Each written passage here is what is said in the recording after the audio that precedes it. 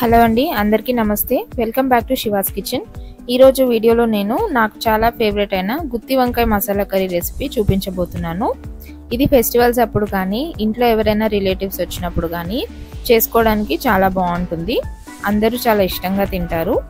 అంతేకాకుండా పూరిలో, బగారా రైస్లో, బిర్యానీ రైస్లో కూడా చాలా టేస్టీగా ఉంటుంది. వీడియోలోకి వెళ్ళే ముందు మా ఛానల్ని కొత్తగా చూసిన వాళ్ళు ఎవరైనా ఉంటే సబ్స్క్రైబ్ చేసుకొని చూడండి. వీడియో మొత్తం స్కిప్ చేయకుండా చూడండి. ముందుగా స్టవ్ ఆన్ చేసుకొని ఒక ఫ్రై ప్యాన్లో 4 టేబుల్ స్పూన్ ఎండు కొబ్బరి తీసుకోవాలి.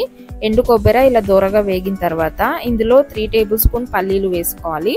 పల్లీలు వేసిన తర్వాత 2 టేబుల్ స్పూన్ ధనియాలు, 1 టేబుల్ స్పూన్ జీలకర్ర, 1 టేబుల్ స్పూన్ షాజీరా, 4 లవంగాలు, 2 దాల్చిన చెక్క, 2 టేబుల్ స్పూన్ నువ్వులు వేసుకొని ఇవి కొద్దిగా ఫ్రై అయిన తర్వాత చివర్లో 1 టేబుల్ స్పూన్ గసగసాలు వేసుకొని అవి కూడా కొద్దిగా ఫ్రై అవ్వగానే చల్లార్చుకున్న తర్వాత ఒక మిక్సీ జాడీ తీసుకొని దాంట్లో పేస్ట్ చేసి పెట్టుకోవాలి.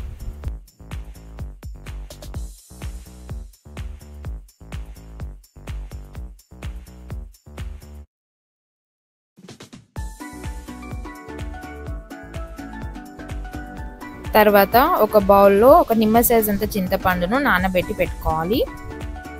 తర్వాత అదే ప్యాన్లో 3 టేబుల్ స్పూన్ ఆయిల్ హీట్ చేసుకోవాలి. ఇది వేడైన తర్వాత ఇందులో 1 table spoon whole garam masala వేసుకోవాలి. హోల్ గరం మసాలా వేగిన తర్వాత మనం కట్ చేసి పెట్టుకున్న ఉల్లిపాయల్ని వేసుకోవాలి. 3 మీడియం సైజ్ ఉల్లిపాయల్ని ఇలా సన్నగా తరిగి వేసుకోవాలండి. ఉల్లిపాయలు వేగుతున్నప్పుడే ఇందులో మనం కట్ చేసి పెట్టుకున్న 2-3 పచ్చిమిర్చిని ఇలా స్లిట్ చేసి వేసుకోవాలి. పచ్చిమిర్చి వేసిన తర్వాత ఉల్లిపాయలు గోల్డెన్ బ్రౌన్ కలర్ వచ్చేంత వరకు ఫ్రై చేసుకోవాలి. ఇవి ఫ్రై అయ్యేటప్పుడే 2 బిర్యానీ ఆకుల్ని కూడా వేసుకోవాలి. ఉల్లిపాయలు ఇలా గోల్డెన్ బ్రౌన్ కలర్ వచ్చిన తర్వాత ఇందులో 2 టేబుల్ స్పూన్ అల్లం వెల్లుల్లి పేస్ట్, 1/2 స్పూన్ పసుపు వేసుకొని అల్లం పచ్చివాసన పోయేంత వరకు ఫ్రై చేసుకోవాలి. అల్లం పచ్చివాసన పోయిన తర్వాత ఇందులో 1/4 కేజీ వంకాయల్ని ఇలా కట్ చేసి వేసుకోవాలి. వంకాయలు వేసుకున్న తర్వాత ఒకసారి కలుపుకొని స్టవ్ని మీడియం ఫ్లేమ్లో పెట్టుకొని మూత పెట్టి ఉడకనివ్వాలి. వంకాయలు ఇలా బాగా వేగిన తర్వాత ఒకసారి బాగా కలుపుకోవాలి. ఇలా కలుపుకున్న తర్వాత మనం ముందుగా పట్టి పెట్టుకున్న మసాలా పేస్ట్ని ఇందులో వేసుకోవాలి. మసాలా పేస్ట్ వేసిన తర్వాత ఒకసారి ఇలా కలుపుకొని ఇందులో మనం 3 టేబుల్ స్పూన్ కారం, 2 టేబుల్ స్పూన్ ఉప్పు వేసుకోవాలి. కారం, ఉప్పు వేసిన తర్వాత ఒకసారి బాగా కలుపుకొని మసాలా పచ్చివాసన పోయేంత వరకు ఒక 3 నిమిషాల పాటు మూత పెట్టి ఉడికించుకోవాలి.